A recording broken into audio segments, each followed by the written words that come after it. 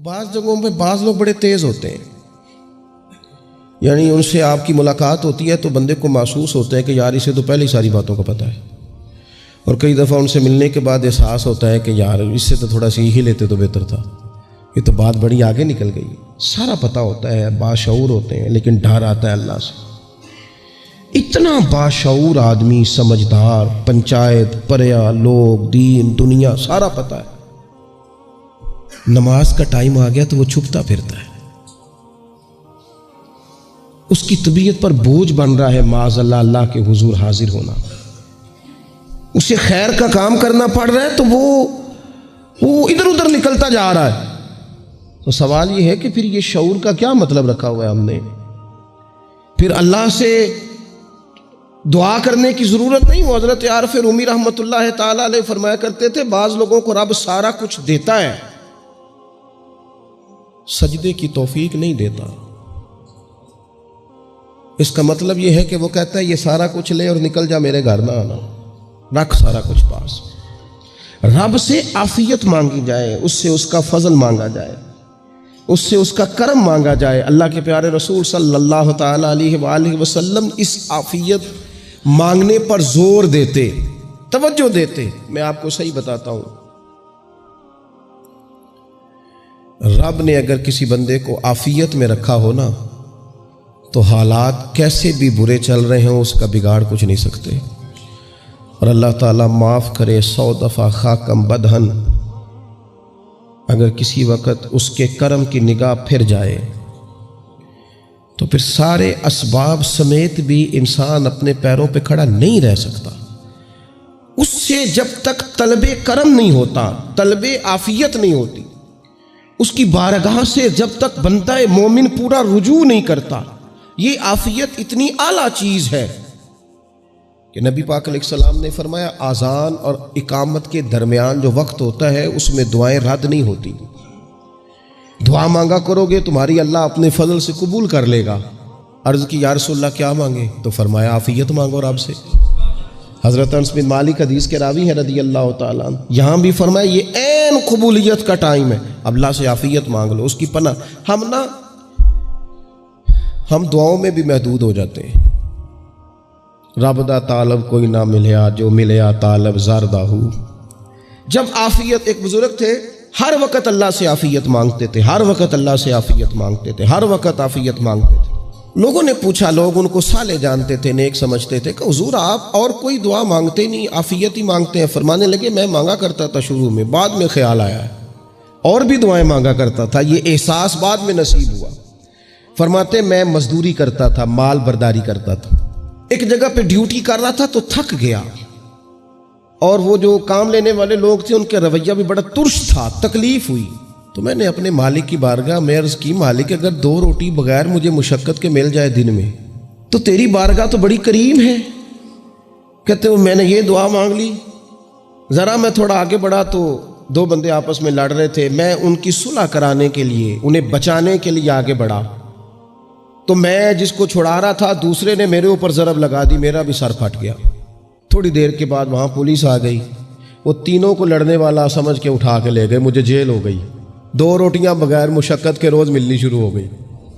دعا مانگی تھی نا کہ یا اللہ 2 روٹیاں مل جائے نا بغیر مشقت کے، کہتے وہ 2 روٹیاں روز ملتی، کوئی کام نہیں کرنا پڑتا تھا، پر جیل ہو گئی۔ فرماتے میں بڑا پریشان تھا، روز روٹیاں پابندی سے آتی اور بہترین آتی، کھانا ملتا۔ پھر کچھ عرصے کے بعد میں نے سوچا کہ یار یہ دعا تو قبول ہو گئی نا تیری، اب تو اگر اس پر کوئی الگ بات کرے گا تو وہ تو غلط کرے گا۔ کہتے پھر خود ہی میرے دل میں اللہ نے بات ڈالی اور میں نے عرض کی مالک 2 روٹیاں نہیں، مجھے تو عافیت چاہیے، مجھے تو عافیت دے، میرے اوپر تو کرم فرما، تو نظر رحمت کر، جے ایک قطرہ بخشے مینوں، ایک قطرہ بخشے مینوں تے کام بن جاندا ہی میرا، مہربانی کر عافیت عطا کر۔ فرماتے پھر خدا نے کرم کیا، کہاں سے اسباب بنے میرے جیل سے چھوٹنے کے، کون کون میرے ضمانتی بنے اللہ ہی جانتا ہے۔ فرماتے ہیں دروازے بھی کھل گئے، رزق بھی ملتا ہے، صحت بھی میسر ہے، سجدہ بھی کر لیتا ہوں، سویرے تلاوت بھی کرتا ہوں، شام کو مدینے والے کی بارگاہ میں رج کے درود و سلام بھی عرض کرتا ہوں۔ میں ممکن ہوتا ہے تو کسی غریب کی داد رسی بھی کرتا ہوں. اب سمجھ آئی ہے. ربنا آتنا فی الدنیا حسنۃ وفی الآخرۃ حسنۃ وقنا عذاب النار. اب سمجھ آئی ہے رب سے جب بھی مانگنا ہے عافیت ہی مانگنی ہے, اس سے کرم مانگ. ہم نے محدود دعائیں رکھی ہوئی ہیں, محدود. وہ جی فلانا کام میرا ہو جائے تو بھئی وہ ایک ہو گیا, اس کے بعد پھر نئی ٹینشن بن جائے گی. نہیں, میں جی بچوں کی شادی کر لوں جی پھر میں فارغ ہوں. آپ شادی کر کے دیکھیں, لاگ پتہ جائے گا کیسے فارغ ہوتے ہیں. آپ یہاں رکتے کیوں ہیں؟ آپ خدا سے عافیت کیوں نہیں طلب کرتے؟ اس کی بارگاہ سے وہ کیوں نہیں مانگتے کہ جو ایک قطرہ ملے تو دنیا اور آخرت کے سارے کام ہو جائے؟ اس سے اس کی رحمت کا سوال کرے, اس سے اس کے کرم کا سوال کرے. اللہ کی بارگاہ میں بھی حاضر ہونا اور جچی تلی اور جناب ناپ تول کر اور محدود چیزوں کا سوال کرنا, مالک سے مانگے. اور وہ جب دیتا ہے تو دیتا بھی بے حساب ہی ہے. وہ جب عطا کرتا ہے تو کرم کے دروازے کھول کے عطا کرتا ہے, ورنہ تو ایک الجھن سے انسان نکلتا ہے دوسری میں الجھ جاتا ہے. ایک گتھی کو سلجھاتا ہے. پھر اقبال رو پڑے تھے, کہنے لگے میں عقل کی گتھیاں سلجھا چکا ہوں, یا رب مجھے صاحب جنوں کر دے. اللہ یہ بڑا میں نے ہیر پھیر دیکھ لیا, مجھے دیوانہ بنا. اب مجھے جنون ہو, اب میں کسی کے لیے رویا کروں, اب میں کسی کی یاد میں تڑپا کروں, اب میں رات کسی کے لیے میری آنکھیں بیدار رہیں. یہ بڑی ہو گئی دنیا داری. عقل کی گتھی حالانکہ نہیں سلجھتی, پر اقبال کہتے ہیں عقل کی گتھیاں سلجھا چکا ہوں, یا رب مجھے صاحب جنوں کر دے. اور پھر کہنے لگے بجھی عشق کی آگ اندھیر ہے. اب یہ مسلمان نہیں, یہ خاک کا ڈھیر ہے, تو مٹی بن کے رہ گیا. کیا کہاں اپنی ساری توجہات کا قبلہ کس چیز کو میرے عزیزو؟ اللہ سے عافیت. نبی پاک علیہ الصلوۃ والسلام نے ایک شخص سے پوچھا کیا دعا مانگ رہے ہو؟ تو اس نے کہا یا رسول اللہ میں اللہ کی بارگاہ میں صبر کا سوال کر رہا ہوں. تو حضور فرمانے لگے صبر تو مصیبت پر ہوتا ہے. یا رسول اللہ پھر کیا مانگوں؟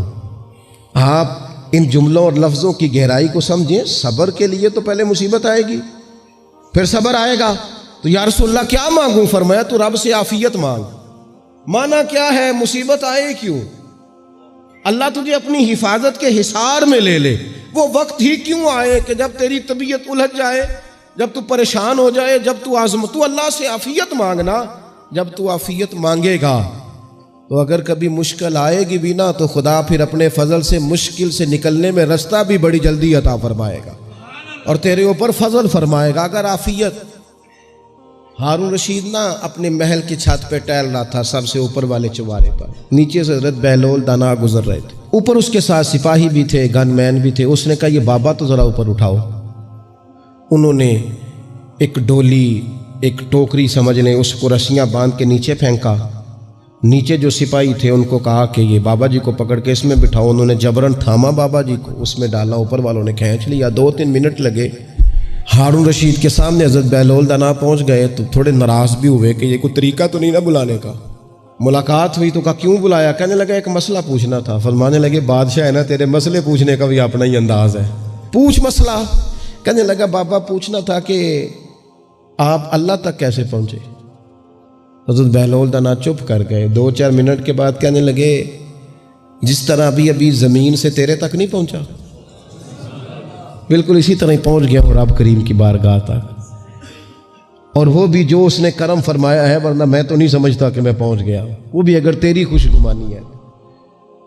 ہارون رشید کہنے لگا مجھے سمجھ نہیں آئی. فرمانے لگے تو بادشاہ جو ہے اتنی جلدی کیسے سمجھ میں آئے گی تجھے بات؟ فرمانے لگے اگر میں تجھ سے ملنا چاہتا نا تو میں ایک درخواست لکھتا, پھر کسی وزیر سے سفارشی سائن کراتا, پھر وہ جمع کراتا, پھر مجھے ٹائم ملتا کہ فلاں دن فلاں تاریخ فلاں ٹائم آ جانا, پھر آ کے میں لائن میں لگتا.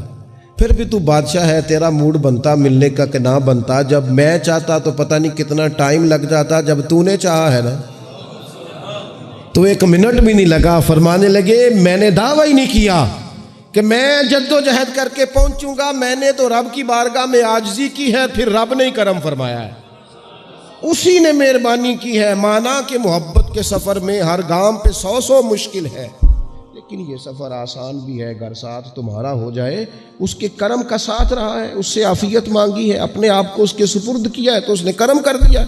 جب تک یہ مزاج نہیں ہم بناتے کہ مالک سے عافیت کا سوال کریں, اپنے آپ کو اپنے رب کے حوالے کر دیں، اس کی رحمتوں کے سپرد کر دیں، اتنی دیر تک زندگی میں ٹھہراؤ نہیں آتا، قرار نہیں آتا۔ مشکات میں موجود ہے، اللہ کے پیارے رسول صلی اللہ تعالیٰ علیہ وسلم تیمارداری کے لیے گئے تو صحابہ کرام فرماتے ہیں وہ بندہ نا اتنا پتلا نحیف اور لاغر ہو گیا تھا جس طرح چڑیا کا بچہ ہوتا ہے، کمزوری ضعف طاری تھا۔ تو محبوب کریم نے اسے دیکھا تو بڑے کریمانہ انداز میں کریم فرمانے لگے، تو کوئی دعا نہیں مانگتا، تو عافیت نہیں مانگتا اللہ سے؟ عرض کی یا رسول اللہ صلی اللہ تعالیٰ علیہ وسلم، میں نے اپنے رب کی بارگاہ میں عرض کی ہے مالک قیامت کا عذاب بڑا سخت ہے، میں نہیں برداشت کر سکتا، تو نے اگر مجھے کوئی سزا دینی ہے تو یہیں دے لے، قیامت کو نہ دینا۔ تو کہتے ہیں محبوب فرمانے لگے سبحان اللہ، او خدا کے بندے تو رب کی سزا دنیا میں بھی نہیں سہ سکتا، اللہ سے یہ بھی سوال نہ کر، تو رب سے کہہ ربنا آتنا فی الدنیا حسنۃ وفی الآخرۃ حسنۃ وقنا عذاب النار، تو رب سے دنیا میں بھی حسنہ مانگ، بھلائی مانگ، تو آخرت کے لیے بھی بھلائی مانگ، تو اس سے عافیت کا سوال کر، تو نے یہ سوال کیوں کیا؟ عرض کی یا رسول اللہ کرم ہو گیا ہے، مجھے سمجھ آ گئی، اب میں اسی طرح ہی کروں گا۔ عزیز دوستو، ہم کہاں سہ سکتے ہیں؟ ہم دنیا میں رب کی سزا ہم نہیں سہ سکتے، ہم کمزور ہیں، تو گرمی نہیں سہ سکتے، شدید سردی نہیں سہ سکتے، شدت کی بھوک لوگ نہیں سہ سکتے، کوئی آزمائش نہیں سہ سکتے۔ وہ جو لوگ بعض اوقات کہہ دیتے ہیں نا جی فلاں چیز ہمارے اعمال کا نتیجہ ہے، تو میں کیا کرتا ہوں، نہ کو یار، ہم تو یہ بھی نہیں سہ سکتے، ہم کہاں برداشت کر سکتے ہیں، ہمیں تو وہ معاف ہی فرمائے، ہم حساب والے ہے ہی نہیں، ہم تو صرف معافی والے ہیں۔ ہم سے نہ حساب پوچھے، اس نے حساب پوچھا تو پھر تو بڑی مشکل ہو جائے گی، اگر اس نے حساب پوچھا تو بڑی رسوائی ہو جائے گی، اگر حساب پوچھا تو مشکلات سامنے دکھائی دینے لگ جائیں گی۔ ہم سے تو وہ درگزر والا معاملہ کرے، ہم سے تو وہ کہے جا میں نے محبوب کے صدقے تجھے معاف کیا، جا تیرے لیے رحمت اور بخشش والا فیصلہ